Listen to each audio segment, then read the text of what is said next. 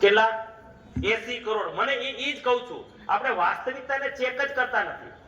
આપણને લાગે છે કે આપણે સમજદાર થઈ ગયા છીએ. જો સમજદાર થઈ ગયા હોય તો 80 કરોડ દવા હું કામ ખાતા થઈ ગયા? જો આપણે સમજદાર છીએ તો પછી આ 80% પરિવાર આજે હું કામ આઝાદીના 78 વર્ષ પછી પણ કરજામાં હું કામ છે ભાઈ? આપણે એમ લાગતું હોય કે આપણે સાચે રસ્તે છીએ. આ ભ્રમમાંથી બહાર આવવું પડે એમ છે કે નહીં? અને અમે શું કામ કહીએ છીએ કે આ ભ્રમ છે? હું પોતે ભ્રમમાં જીવતો હતો.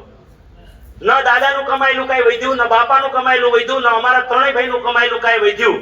જે દિવસથી અમે આ સિસ્ટમ ફેરવી અને આરસીએમ અપનાવ્યું, ડાયરેક્ટ આરસીએમ. અત્યારે જે દુકાન ખોલી ને જયંતિભાઈએ, એ દુકાન ડાયરેક્ટ કંપનીની છે, વચ્ચેવાળા કોઈ નથી. એટલે આરસીએમ ને 50% પૈસા બચી ગયા. નથી જાહેરાત, નથી એજન્સી, નથી હોલસેલર, નથી ડિસ્ટ્રીબ્યુટર, કોઈ વચ્ચે નથી. અને આ 50% પૈસા બચ્યા ને એમાંથી એને નંબર 1 કેમિકલ ફ્રી પ્રોડક્ટ બનાવી.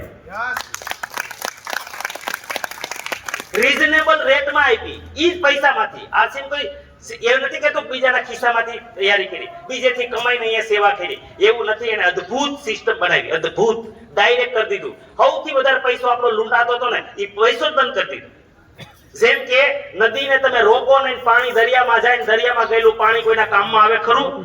એમ આરસીએમે શું કર્યું? એ નદી ઉપર બંધ મારી દીધો, ડેમ બાંધી દીધો. શું કર્યું?